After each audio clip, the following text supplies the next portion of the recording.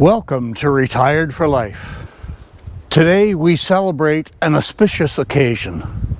Today, with a nod to my Scottish heritage, we christen this site of the off-grid cabin build with its official name. A name that has been in existence since the 1700s, a truly great name. We honor this name by building this cabin to protect and enhance this land. To stand guard and watch over this trail known as the Road to Nowhere Trail. To provide a safe haven to those who work this land and travel this trail. And in celebration of this great event, we will drink this magic elixir to remind us of what we work for.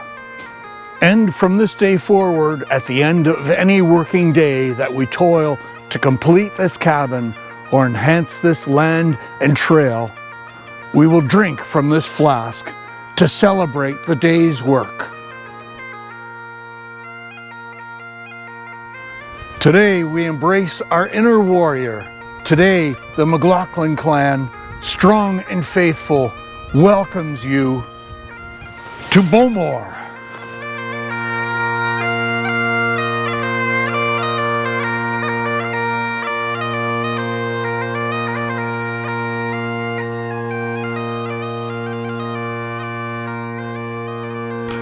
Slanjava.